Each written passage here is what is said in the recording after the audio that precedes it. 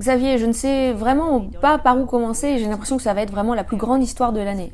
Et nous ne sommes seulement qu'en janvier. Donc juste pour le public, pour mon audience et pour les gens qui nous écoutent partout dans le monde entier, dites-nous simplement comment vous êtes arrivé à être impliqué. Qu'est-ce qui vous a amené à vous intéresser à cette histoire de Brigitte Macron, d'Emmanuel Macron? Quel est votre parcours? Et qu'est-ce qui a piqué un petit peu votre intérêt pour cette histoire?